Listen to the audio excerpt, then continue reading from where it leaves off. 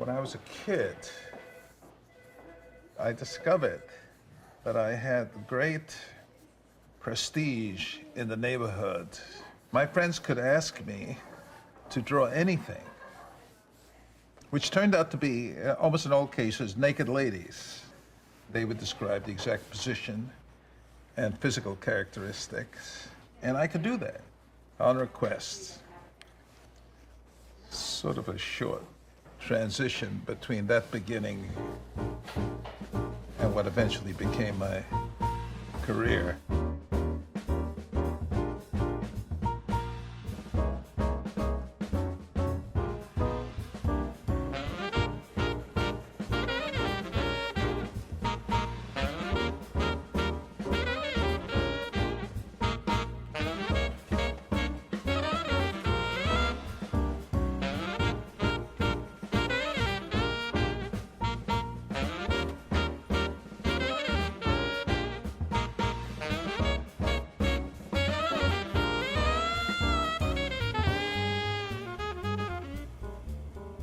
Well, people ask me why I chose design, like most American artists. When I was a kid, I copied comic strips, Walt Disney, and then I went to the High School of Music and Art, which gave me a lot of options about what I should be doing, where I was introduced to the idea of what was then called commercial art, which was making things to sell for money.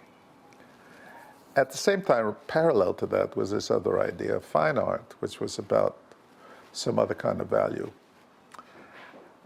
But I never could get the idea through my head that I could make a living making paintings that somebody would buy and put in their house. It just seemed so weird to me and so inappropriate for me. I wanted to do work that was public. I wanted to do work that was on the street. I wanted to do work that people saw. At that point, I had already internalized this idea that it didn't matter whether I was called an artist or a designer or an illustrator or whatever else it was.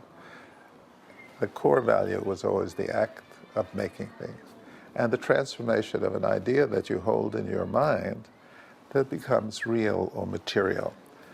That, to me, still is the glory of any creative activity.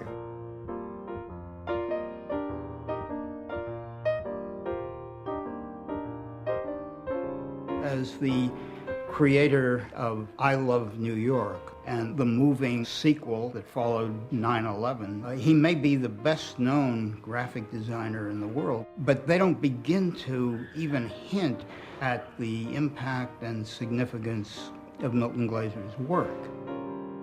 He's taken the gifts he had to start with and developed them along a dazzling variety of lines that have influenced every serious designer I can think of, and that have materially affected the way we get information, the way we buy things, and in fact, the things that we buy. I've known Milton about 30 years, and I remember being struck by the mixture of talent, play, and intelligence.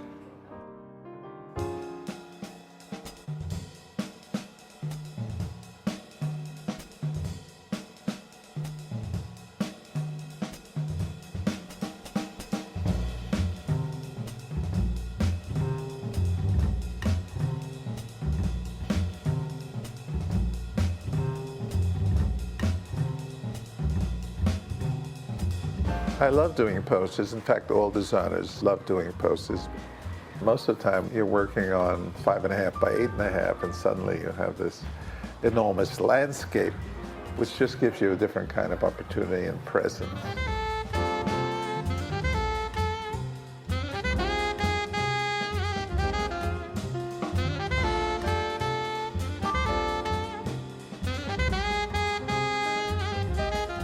I love music in all forms.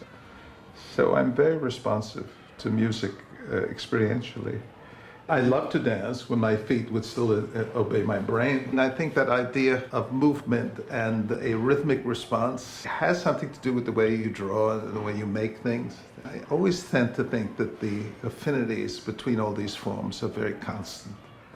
And also, I would like to see whether it's possible to create the same kind of emotional response in graphics that music has. It occurs to me that for many people, this poster is as much the 60s as anything they know about the 60s. People very often remember it this way, whether they were there or not. When you think of a Dylan poster, that really speaks to a generation. It wasn't his generation, but he was able to understand what was happening and see what was happening and make work in response to what was happening. That's very unusual. And I see the same thing in the poster for Tony Kushner for Angels in America. To take the raw pain of a generation of gay men who are all dying and transform it into a piece of art. His closeness to our culture, to our civilization, really allowed him to change the design world. His influence is one of a real star. And there aren't that many stars in the design field, particularly in the graphic design field. Their work is seen, but they're not necessarily heard, because Milton is so articulate, so damn articulate. His voice is requested in many places. So between the voice, the work, and the presence, he's known in many places all over. And because the world itself, this small world, is so interested in design, and design becomes this kind of Esperanto. Milton speaks the Esperanto well. Back in the mid-70s, there was a collapse of well-being and morale in this town. Nobody wanted to be here. And the city and the state had gotten very apprehensive about what was going on. A guy was hired and he said, look, we got a line. I love New York. Then we need a visual thing to go with it. Can you help us?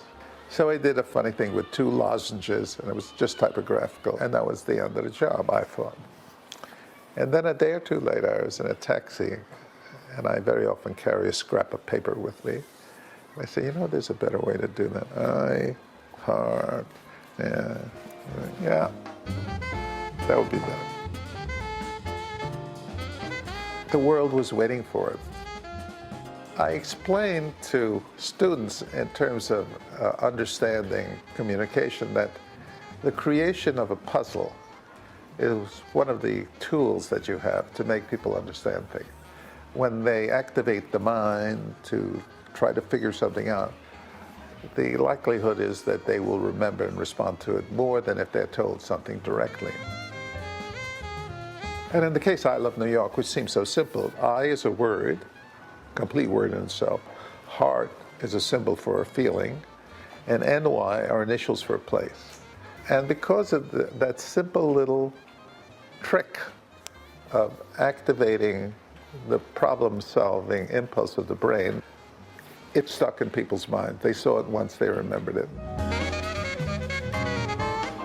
I have made nothing on I Heart or I Love New York, ever.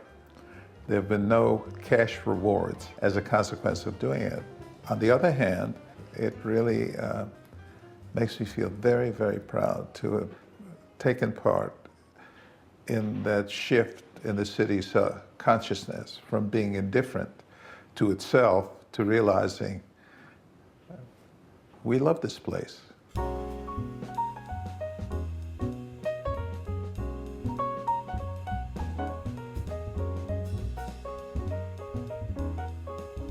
I've been in this building since 1965. And one of the reasons I'm here is because it faces the schoolyard outside. So every day at 12 o'clock, you hear this burst of energetic voices. I'm always embarrassed when people come because it doesn't look like a design office with beautiful furniture and fancy fixtures. And one thing you'll notice is that I'm sitting along with everybody else in this undifferentiated space. And I realized that in part that was because of the way I grew up in a 3-room apartment in the Bronx. And my father would be sitting at one corner reading the newspaper, and my mother would be sitting in the opposite corner. She would be sewing socks and shirts, and my sister would be sitting on the couch doing her homework. Most of the room was occupied by this enormous dining table that we only use once a year at Passover. And of course, we were all listening to the radio at the same time. So ever since then, I've always worked in a room surrounded by everybody else. I have never written a memo in my life because everybody here can hear everything that occurs. That saves a lot of time. I remember him on the phone in his office, and I came down with a new manuscript and was waiting to talk to him. He just motioned me over, read the first 3 paragraphs while he was talking on the phone, and made a sketch. Milton said we should always operate by interruption. We had about 100 people in this building, if you can imagine such a thing, running the magazine. And for the first 3 or 4 years, We were on the floor of this building, the 4th floor. It has 1 bathroom, and there were 30 or 40 people up there. It was amazing, and everybody was just crammed trying to get this magazine from Monday to Thursday to a printer. And this is well before computers, and we would be talking on a Wednesday in which we didn't have a cover story, we didn't have this story, and we didn't have that story, and Clay is on the phone yelling at Jimmy Breslin and Tom Wolfe or anybody else that was not delivering in time. Milton was the one who was able to say, don't worry, we can do it. If something fell through, he'd do the illustration. He gave me a real education in the first year at New York. The editor was Clay Felker. Milton and Clay had founded the magazine themselves. Milton was the chairman, and the kind of editorial force in terms of service. He kind of reinvented, if it had been invented in the first place, service journalism. Our mantra was be on the reader's side, not the store owner's side, not the subject side. If we were going to do a story on Macy's or we were going to do a story on a little food shop, it wasn't that we were trying to promote that food shop. It was trying to tell the reader how to cope or to deal with that and how to get the best out of it, especially in the area of teaching them how to, or learning with them how to cope with New York City. The pastrami Olympics and the Underground Gourmet and things like that. This is one of the first covers Milton and I worked on together. You can see it's October 1968. The hardest thing was getting Gloria, who wrote the story, to sit in this Nixon box. And later, we helped her with the Ms.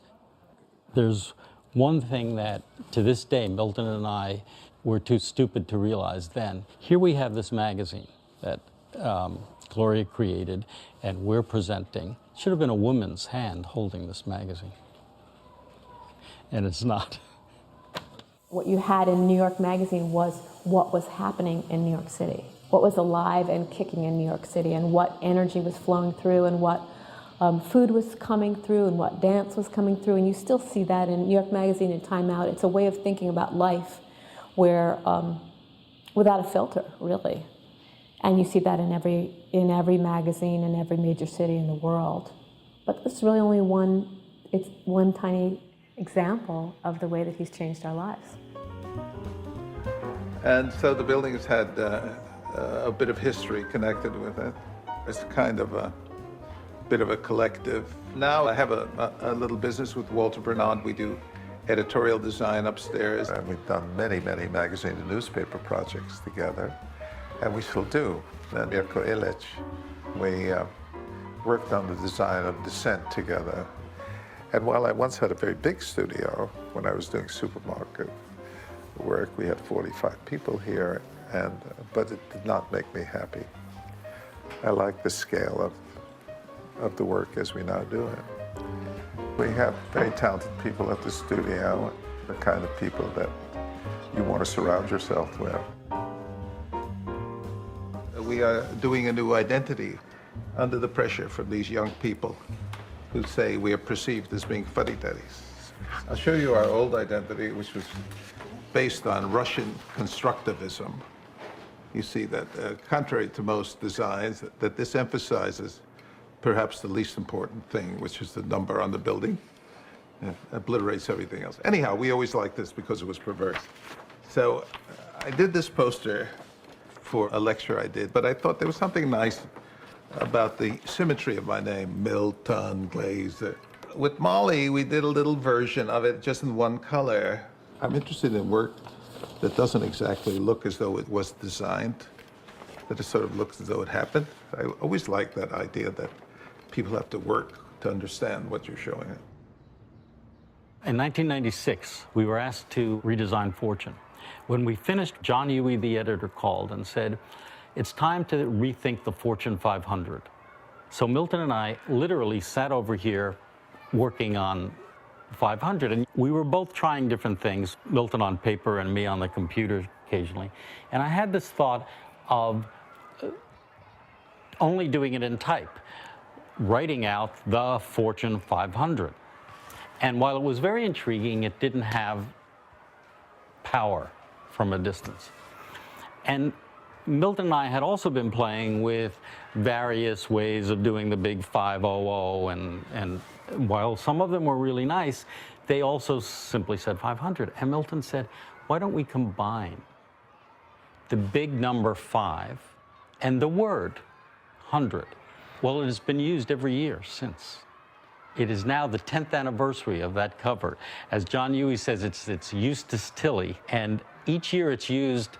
Of course, I divide our fee into the years, and I realize that we've got paid about $3. Thinking and making things, mostly I do in the country. Assembling and refining things we do here. So one is solitary, and the other needs interaction. And I love this part of work. You have a partner, you sort of go for a dance, and you move one way, and the partner sort of responds. And it's so much more fun than doing things by yourself. We are repackaging something for a remarkable Brazilian pianist called João Carlos Martins. And our idea was that instead of dealing with Bach in a conventional sense, that we would deal with the idea of Brazil and the fact that ethnicity and location produces a different view of the music. What I'm thinking is if we just put that in the middle horizontally, we have a white panel above and below, and we just run our typography in that white panel. Uncropped in the middle, okay. Make it run right through the middle. All right. We don't do it as finishing something according to plan, because what's nice is it changes as you do it. The energy comes out of a work that has been achieved as a result of making it, rather than as a premeditation and then completion, you know. I had designed that logo for the school for the 40th. So I got the mark I'd done, and I said, just give me a batch of these, and we just ran them off on our copier. And I pasted them all down, and it looked just like a Frank Stella, which wasn't bad. And then as I was pasting them down, some of the edges were coming up. I said, you know, it sort of looks more interesting with the edges coming up. If I were doing this on the computer and it were not real piece of paper, it never would have happened. You could create this on the computer and the illusion, but you wouldn't have stumbled into it as a physical act. I've designed any number of typefaces, but they're not really typefaces. They're kind of an idea that is, although it's done frequently now, an idea about form that has been translated to a typeface. The most obvious function of typography is to convey a narrative. But there's another whole range of activity for typography, which is more decorative and more instrumental in communicating atmosphere.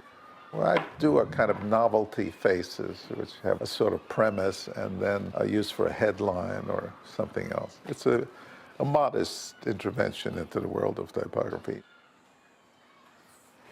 And this is a nice picture. The two of us going to work on something.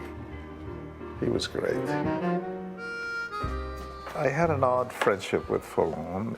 He spoke no English, I spoke no French, and we would have these long conversations. We would talk for hours. without either of us having the other's language. And one day I said, you know, there's a good chance we've been misunderstanding ourselves all these years.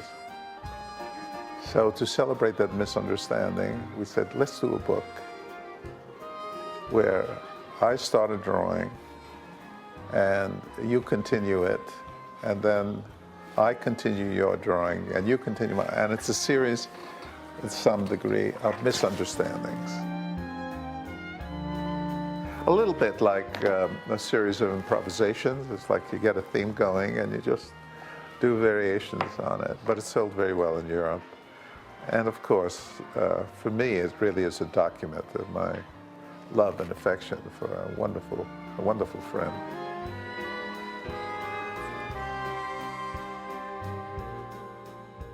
Milton probably has the most international reputation of any designer living today, in large part because he was at the center of such culturally explosive things, culturally diverse things, starting in the 60s. I mean, because of Milton, in large part, psychedelia exists. Because of Milton, in large part, this kind of postmodern sensibility exists. He played a role in all of these things, and all of these things got exported. Of course, there was that big show of Bushman Studios early in my career, which alerted Europeans to the fact that there was a kind of new non-Swiss version of design happening in the United States. And as a result of that, I became relatively well known in Europe and South America and so on, because of the kinds of assignments that I got afterwards. We have done newspapers around the world.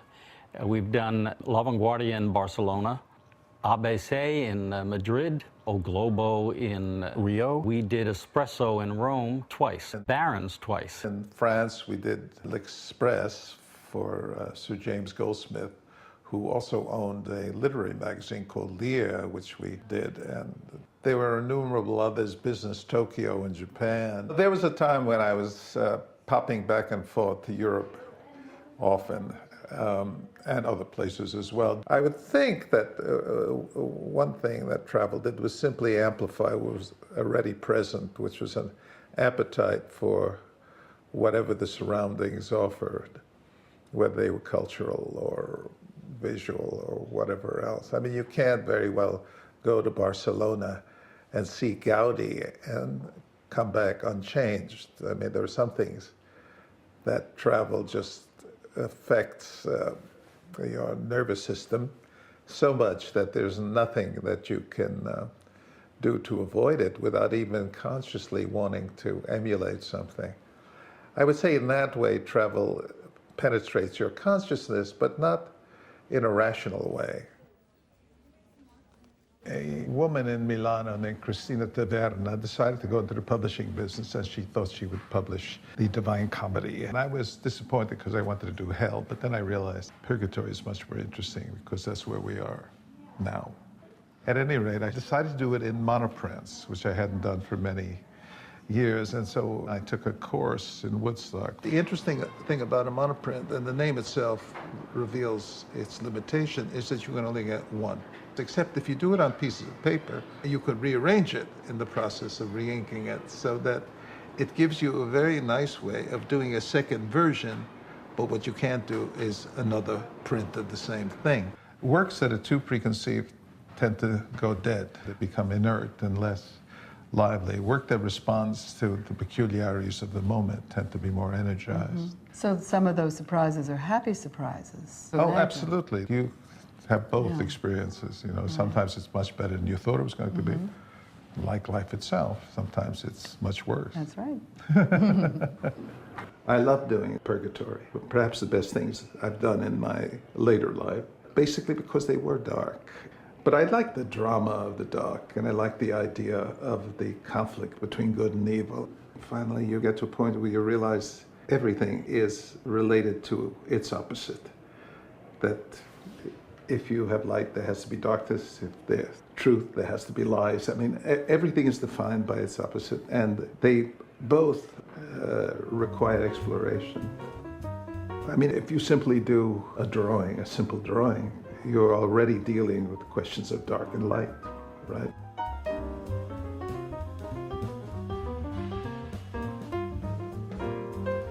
So much of my work depends on drawing. I think of drawing as my essential resource, that's where my understanding of form comes from. And whenever I can draw, because I find it so pleasurable, I will draw.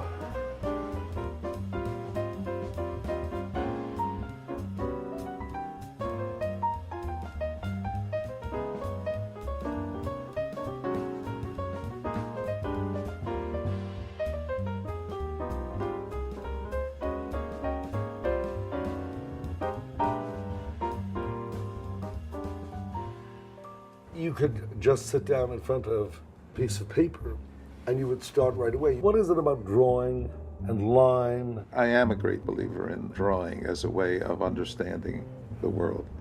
In fact, I was thinking for the book that you want to do of my drawings. I do. That a title might be Drawing is Thinking.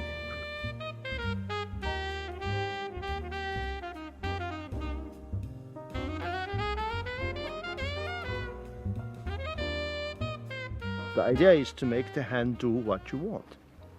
In his case, the hands have no resistance. The hands are inanimate tools without will of their own. And so the translation of image to drawing is automatic, complete, unmediated, instantaneous.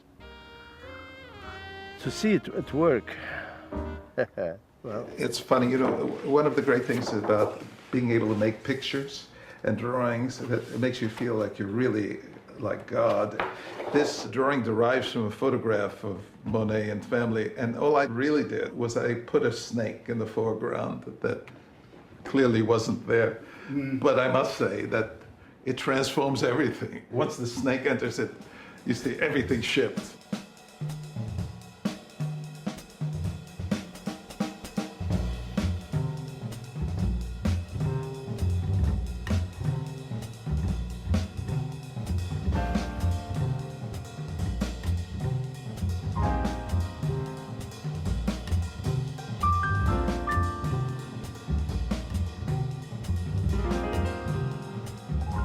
How much of your work is self-initiated? Less than I would like, actually. I mean, I am so conditioned to working to a specific problem. But every once in a while, I have the opportunity to sort of do a cycle of work that I basically start myself. The Monet project was pretty extensive. There were over 50 drawings. All of these are events that could have happened, but didn't necessarily. Monet's dog. I don't know if he had a dog. He does now. The truth is that I've been looking for a definition of what art is all my life without fully understanding exactly what it encompasses. But in the course of doing a speech, I looked up several references to what art was, and I found one by Horace, who was a critic and poet back in Roman times, first century or so. And he had this great line. He said, "The purpose of art is to inform and delight." And I thought, wow, it can't get much better than that. You know, going back to the Bauhaus, there was this thing called the Gesamtkunstwerk, the whole total work of art. And I think that Milton comes out of that directly or indirectly, looking at art as art. And so the commercial is certainly one part of it that requires certain requisites. And then the artist part of him, the pure artist part of him, requires other requisites. But they're really joined. I mean, you can't separate the two. He might do pictures of his cats that are quite beautiful and have no place in a graphic design annual. But at the same time, he injects all of that artistic humanity into everything he does. I started that project of doing the Pierrots, and I realized that if I'm simply copying Pierrots, what value does it then have? And then I realized if you looked at Pierrot as nature, like you're drawing a tree, you don't feel as though you're obliged to represent that tree. but that you just have an idea that the tree initiates. And so with the Piero projects, that's what it did. I sort of started drawing as though I were looking through a window at Piero. So otherwise, I would have been embarrassed to begin. Comrick, in his great book, he says, there is no art, there are only artists. And you say, well, wait a minute, what? Exactly.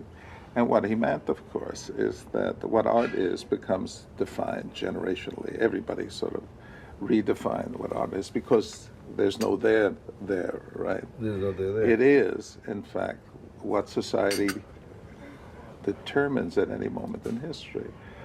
And the great enemy of art, of course, is the institutionalization of belief, like style or like taste. We say, well, we finally got to it. Yes. Here we are. This is really art. And once that happens, that crystallization of belief, we're saying, okay, I got it now. You put 2 yellows, 1 red, and 3 of the green guys. Once that happens, you realize that becomes a limitation, right? When I had my show very early at the Museum of Modern Art that Emilio Ambas had arranged, there was one large poster, the big nude, that didn't have any typography on it. The curator of prints came in, he said, you can't show that. It doesn't have any typography on it. I said, so what? Well, that makes it a print. And that comes under my jurisdiction. And I don't want that as representing the print. I said, I can't believe this. What I've always hated in my life is the parochialization of art, making it a special activity unrelated to other activities. It finally ends up as being an instrument for social enhancement and not what it really is, which is an expression of a very fundamental instinct of the species.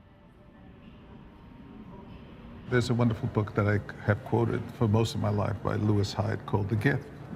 And it basically says that this gift giving, which occurs in primitive cultures from one tribe to another, which is a device for pacifying others and establishing relationship, is what artists do. Mm-hmm. They basically create the commonalities, the symbolism, so that people feel as though they have some relationship to one another. Right. When people don't feel that they have that relationship, they kill each other. So that role of providing common ground is absolutely essential to civilization. The nice thing about it is there's always a next plateau of understanding. It's very exciting to think that you don't run out, right? That history doesn't run out, that art doesn't run out. And so you just, you go as far as you can and then leave some room for the next guy. In junior high school, when I was deciding whether to go to Bronx Science or Music and Art, and I had a very encouraging science teacher. And I made the decision that I would go to Music and Art. And shortly after I'd made that decision, he stopped me in the hall one day. He said, I want to talk to you. And my heart sank. So I went into his office, and he reached down into his desk, and he pulled out a box of French Conte crayons. He gave it to me, and he said, do good work. To some degree, everything I do has been supported by this idea that the only way I could really pay him back was to do good work.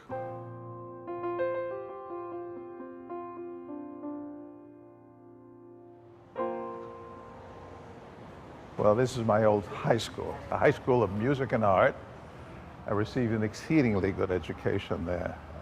And a few years ago, the principal, Kim Bruno, asked me if I would do a new identity for the school. The problem seemed to be the name of the school itself, which, if you can believe it, is the Fiorello H. LaGuardia High School of Music and Art and Performing Arts.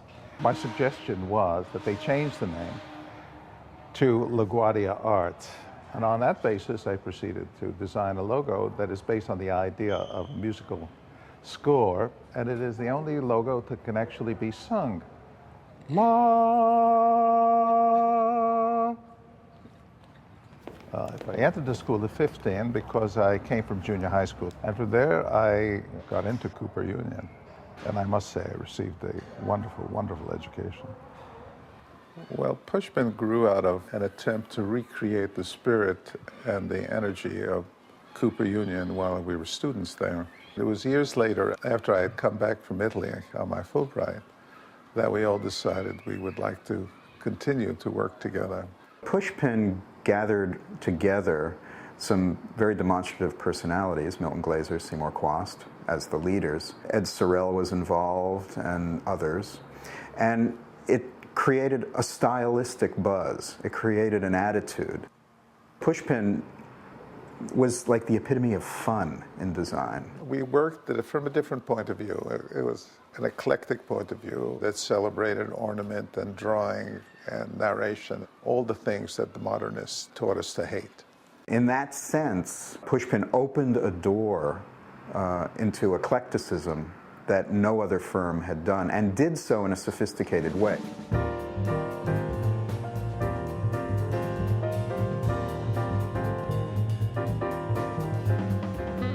Pushpin had as a strategy to draw on these historical forms, these passé forms, bring them together, meld them, mold them, and make them into something that was highly contemporary. I felt actually that our success had defined us too much. Pushpin had become a style, and I don't trust styles. And above all, I don't want to be encapsulated in a style. So it felt to me as though I would have to redefine myself. I really started Milton Glaser, Inc. at that time, began to move into areas of restaurant design for Joe Baum, supermarket design for Sir James Goldsmith. And that required really transforming a small studio into a large studio, and still staying with all the activities of New York Magazine, which included acquiring the Village Voice and starting up New West Magazine. And we were very ambitious through all of that. It was a very, very busy time.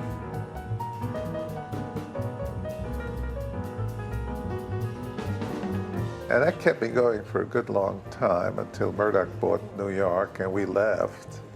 And I continued to do supermarkets for about 20 years. It's been a large part of my life doing supermarkets. And I learned a lot from the act of doing that. I'm very happy with the work we did on supermarkets because it made life better for a lot of people, made things clearer. It made the navigation through the market more understandable and less fatiguing. Also because you really had to talk to your average American all over the country. And that was very, very instructive.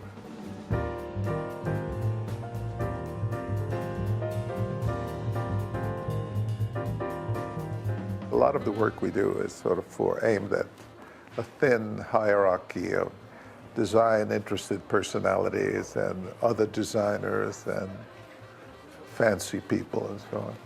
But those years designing supermarkets were very fundamental in shaping my perception of how to communicate clearly.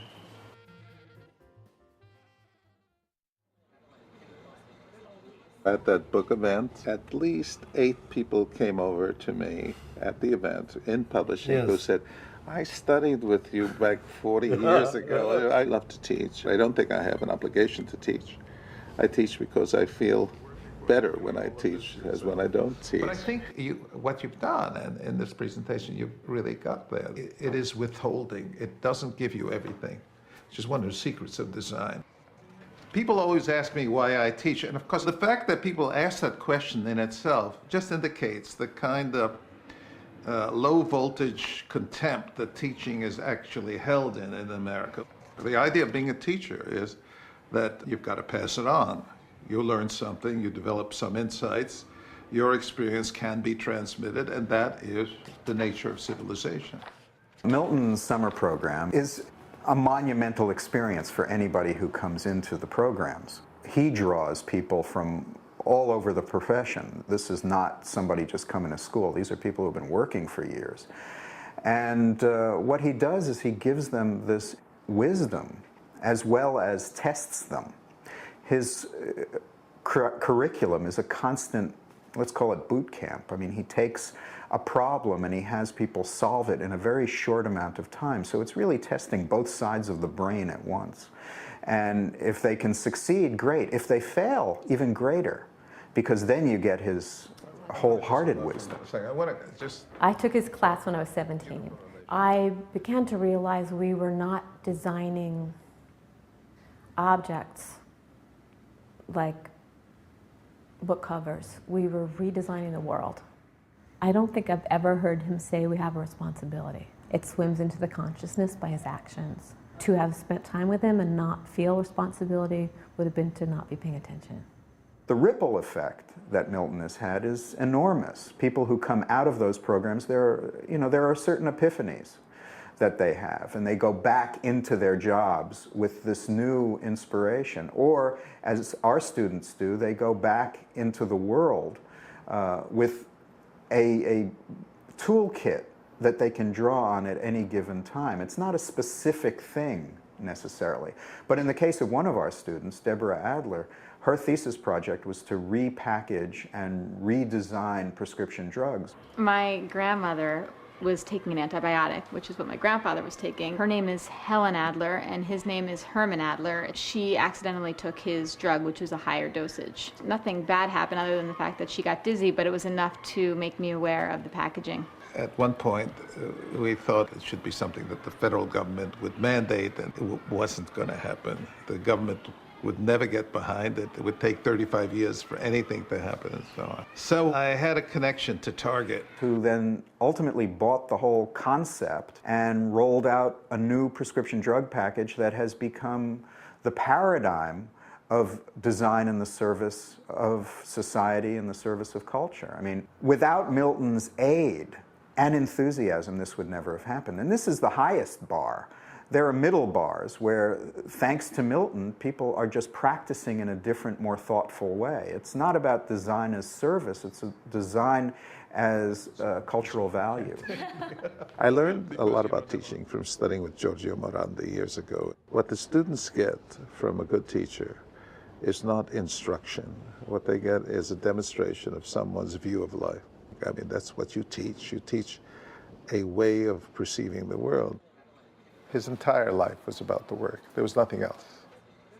I thought no matter what you're doing, whether it's painting or typography or even working as a waiter in a restaurant, that complete commitment is transformative. I mean, it makes you different when you truly commit to what you're doing. I went to Italy having never left home before. I guess I was 20 or 21, smart-ass Jewish kid who really figured I knew the way the world worked. And then I went to Italy and I realized that I didn't know anything about anything. And it gave me this sense of the continuity of human history, of human experience. I mean, going from, Romanesque to the Gothic to the... It's a kind of old place. Right, it's an old place, and it's all, but more importantly, it's all visible. It really shifted me from the idea of modernism as being the only available resource to draw on for a young designer. I suddenly realized history was not the enemy, that you could use anything as raw material to make something. That was a great, great transformation for me. And it's persisted to this day. I mean, in that sense, Italy was very important to changing my view of, the importance of food. My mother was a terrible cook. I got to Bologna, the best place for eating in Italy, and suddenly I understood something that I'd never learned in the Bronx. Let me say a few things about his mother's spaghetti recipe. She would take a pound of Muller's spaghetti, which was, as a brand, much less intimidated than Buitoni or Ronzoni. It sort of sounded a little Jewish to my mother. And she would boil it in a big aluminum pot for about an hour. And she puts on it some Velveeta cheese. And about a half cup of Heinz tomato ketchup. And bakes it. Bakes. And then allowed to cool, and she would demold it. She'd sort of take it out and sort of look like the dome of St. Peter's. Bravo. Guess what happens next? And then she would slice it. And fries it and fry it in chicken fat.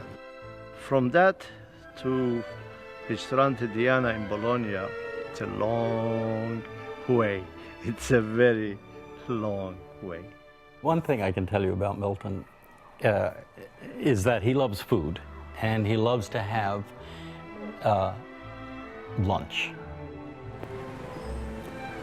Okay, so here we are in one of the great dim sum palaces in Chinatown. My favorite way of eating. A lot of little things. When he was at New York Magazine, he had several regular lunches with Jerome Snyder, who was his partner at the Underground Gourmet. So they would invite 3 or 4 people, and we'd go to some Polish delicatessen or cheap coffee shop or whatever. But we'd always have these wonderful lunches because we'd have to sample everything on the menu. So what you would do is you would go into ethnic neighborhoods. You would always find small restaurants catering to the local community. It was the first time anyone had ever written about cheap restaurants, because cheap restaurants don't advertise in the magazine. But the great thing about it was that it really had a profound effect on eating patterns in New York, because we made it acceptable for the middle class to eat in a cheap restaurant. And I think maybe that was the best thing I ever did, because it began, we were certainly not solely responsible, but it began that shift of the city's awareness of this incredible reservoir of interesting food that was in this city already. And then the realization of the diversity and the richness of this available, good quality food. Because if you went in a Hungarian neighborhood, they were not going to be serving lousy Hungarian food. But that idea that it was okay to go to a cheap dive to have a good meal, it was really something that the Underground Gourmet brought to the surface. And a lot of things happened as a consequence of that. Do you still enjoy going to offbeat, inexpensive restaurants? I love going to cheesy restaurants. I mean, there are a couple in my neighborhood down on 32nd Street, but I'm not going to tell you. No, it would ruin them. Yeah. Absolutely. In his work, food is a major issue. Because for him, food is nurture, food is warmth, food is generosity, food is sharing. I experience the same satisfaction from preparing any dish that requires cutting and chopping and arranging as I do when I'm drawing. I mean, I don't view those as different kinds of experiences. Milton's love affair with and his expertness in food has informed his design of menus, restaurant interiors, and for that matter, restaurant concepts.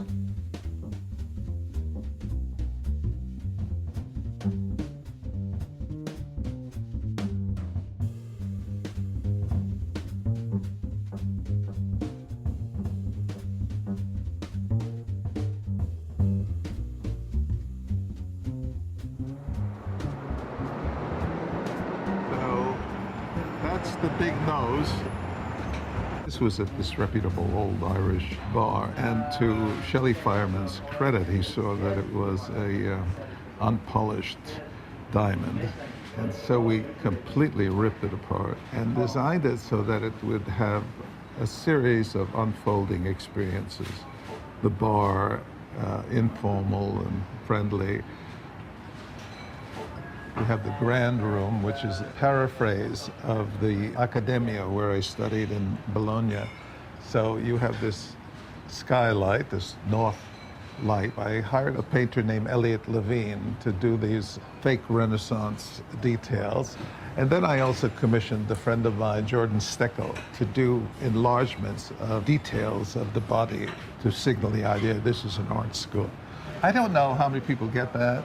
But I like that idea that after eating here for 10 years, one day you look up and you say, oh, I get it. I love that kind of sustained mystery.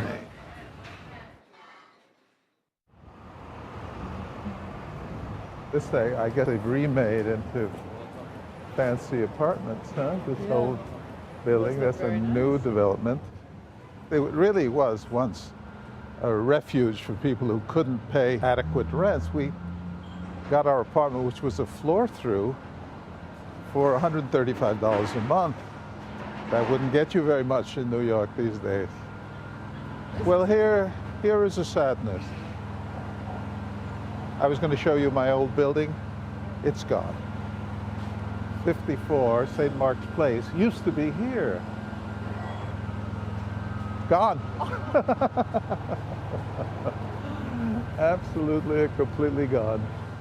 When we returned from Rome, we found an apartment on St. Mark's Place where we stayed for 18 years. And then we bought this apartment 30 years ago. What we have on the walls here are my first purchase in the realm of art, which was a Picasso lithograph, magnificent one when he was influenced by Ang, and an odd painting of a man on a fantastically armored horse that I bought while we were living in Rome in a flea market for $2 that was covered over with a crudely drawn cowboy on horseback.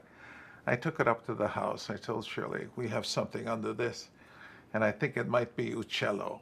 So I cleaned it with turpentine because I saw that the painting underneath was in egg tempera. And this extraordinary figure emerged. Maybe 10 years later, I was looking at a book of Jacopo Bellini's, and I found the exact drawing. Whether it's Bellini or not is arguable, but we like to think it is.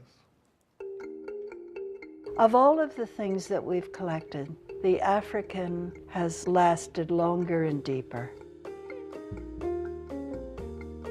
In African culture, the word for good and the word for beautiful are identical, which is that link to the notion of beauty and good, which we sort of skirt about, is actually explicit in African culture. One of my friends said that made her very uncomfortable, having all these stare at her. They don't make me uncomfortable at all. They're my friends. When we come home, we feel as though we're at a party. I've done any number of children's books with my wife, Shirley, and that's always been an interesting back and forth process. At the end, I always felt that the conversation made for a much better product than I could have done with a more compliant partner. The first year we were married, we started working on a children's book called If Apples Had Teeth. We enjoyed that experience so much that 40 years later we did another one. At any rate, that was the Alpha Zeds.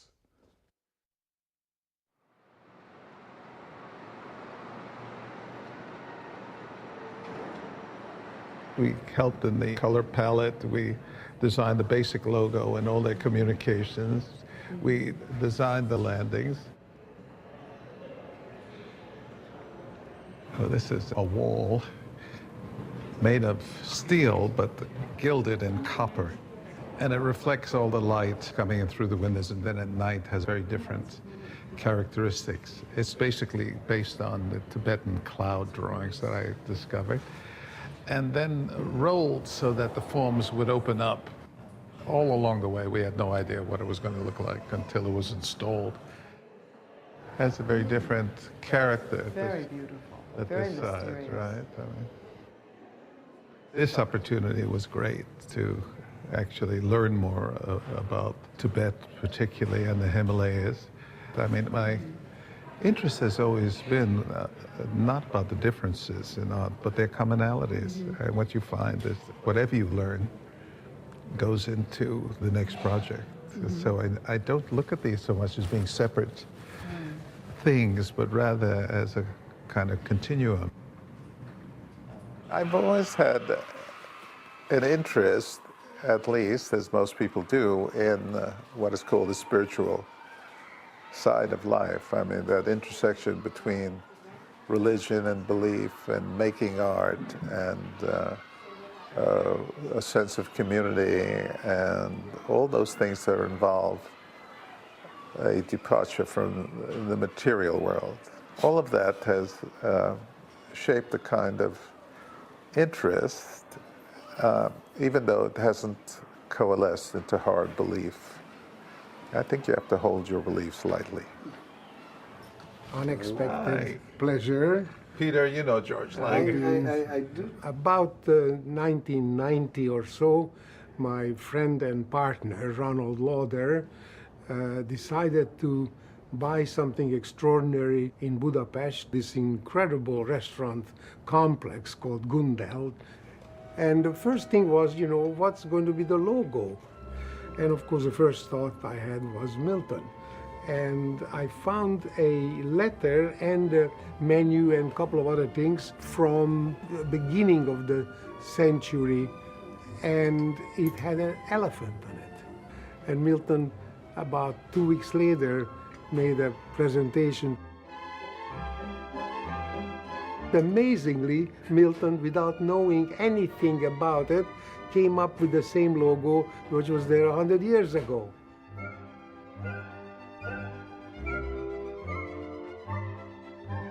Milton has two things. He's able to put together the technical equipment of creating things, actually making it, knowing what you have to worry about, and something else, a spirit, which comes from heaven knows where.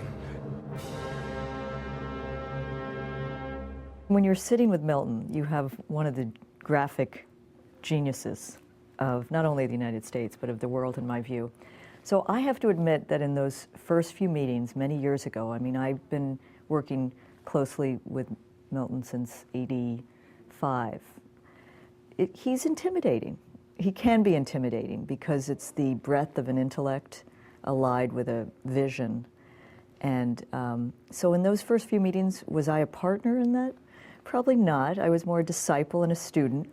And one remains that, but what becomes clear with Milton is that there is a sweetness there, and there is a humanity, and there is a spirit of wanting to be of help in bringing your ideas and your message with more power to a broader audience. So it kind of melts away the fear factor, which is something that Milton's always working against anyway. He and I have had long talks about the importance of fighting fear, which is so prevalent in these times. He has a great sense of the nation's history and its place in our culture and politics.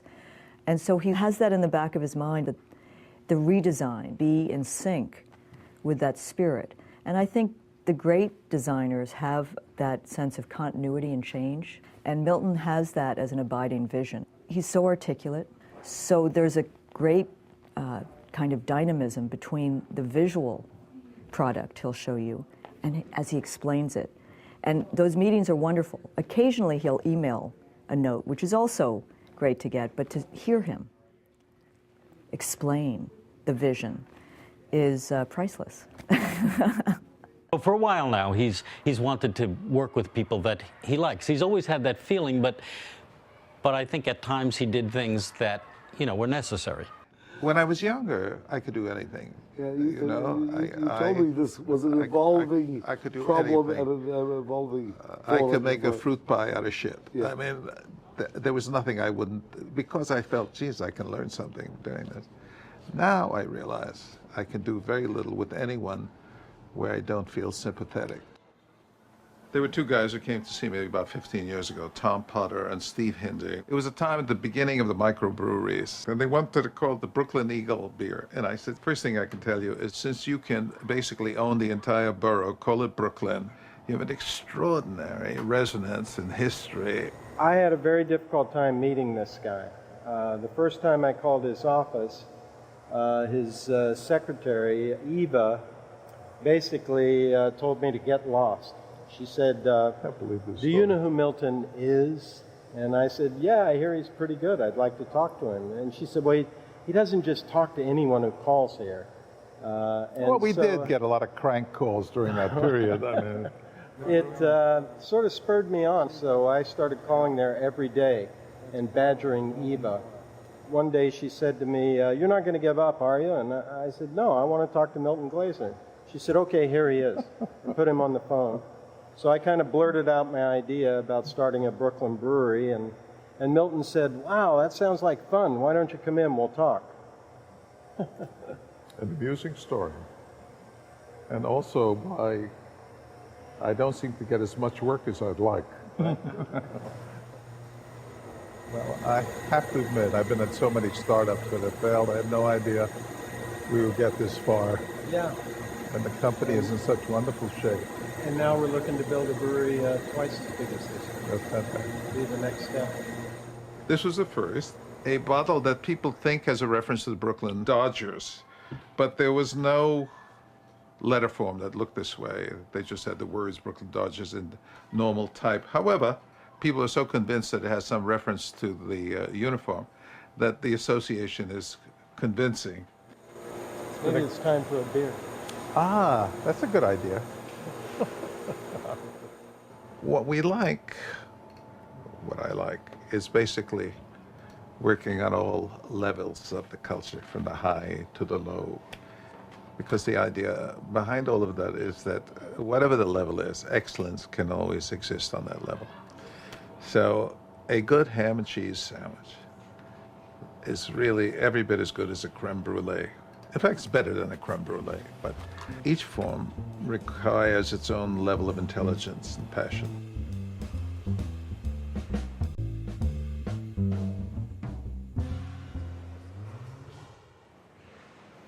The idea was to do a mural above this entryway. And I saw that the lights that they had chosen create this series of arches. Any mural you put up there would in effect be destroyed by the lights. So I used that arch thematically so that it would look as though you had actually planned on it. The race starts slowly, but the designs on these wheels were based on an idea that Marcel Duchamp had. He made these rotoscopes. If you look at them, the objects and the forms seem to be moving independently of one another. And as they accelerate, they sort of change their meaning.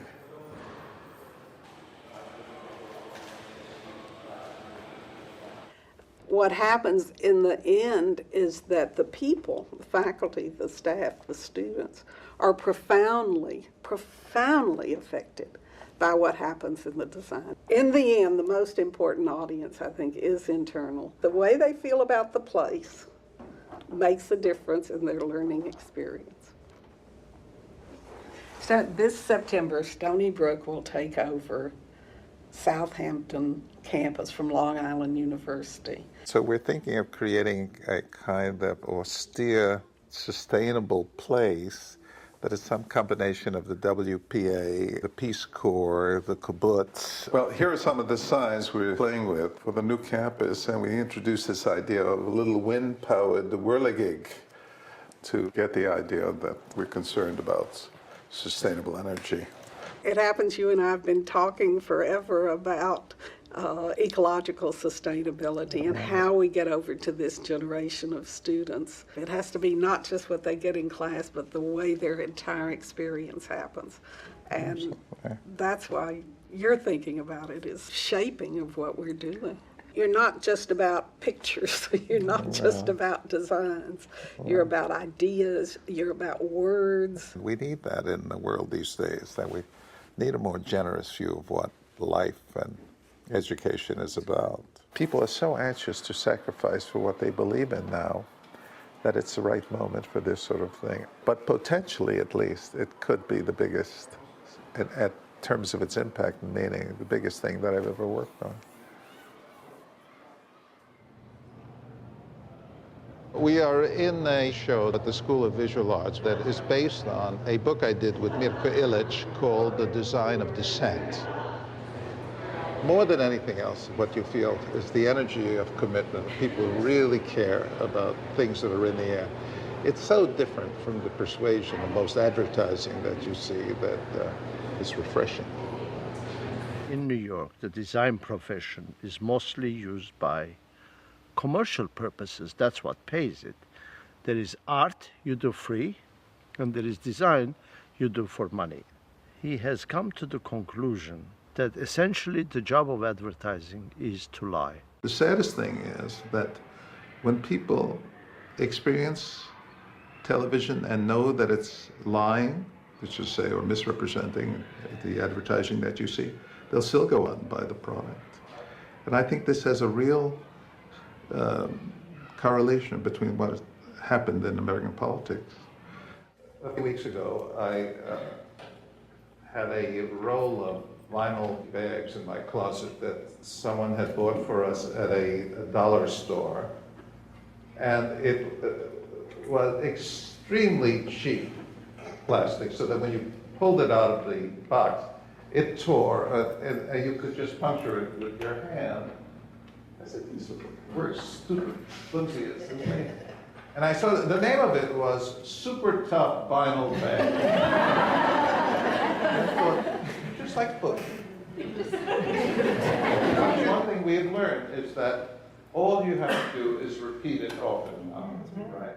I know when I was growing up in the Bronx, I was born in 1929. I grew up in basically a left-wing neighborhood in the Bronx. It was called Little Moscow at the time, the Coops, which was basically a kind of socialist enclave by people who had come from Europe and who were convinced that they could invent a better life. And everybody was a political activist, because that's what you did. You woke up in the morning and you went out and you distributed leaflets. I mean, that was just normal. The accomplishment of the 60s made us so full of naive enthusiasm about the fact that love could conquer all, and that all you had to do was love. And the civil rights movement and the anti-war movement and all these assertions of the young saying it's all possible was an extraordinary moment in time. And here we are at a moment in time where all of that view has been swept away. A triumph, I would say, of a dark vision, of meanness, of stupidity, of arrogance, that seems to be so pervasive all over the world, not only in Washington. But you realize things change, and not necessarily for the better. Then it's simply a condition that you have to play your part. And your part is to be on the side of the light. I mean, that's my view of it. Milton is now starting projects, and he'll take them to someone, the way he did Buttons for the Nation. The Nation didn't commission buttons. Milton said, you've got to start doing this. What he has done above and beyond the pro bono work with the design of the magazine is in these last years he's had these great ideas, and he came to us with this button series. He will send them, in the middle of the night, and there's so much a part of what he's thinking about. Facts, not fear. That is so much part of what Milton believes, the danger of a kind of messianic belief system, much more important to inform and enlighten. So Milton has sent us a slew of buttons over these last few years, which we publish in the magazine and our readers devour, and we take them to student conferences and students love them, and it's always wonderful to see people wearing them, not just Nation readers, but they move around. If you look at any of his recent work, he's increasingly thinking about world issues and wants to design in a way that can help the causes that he's interested in.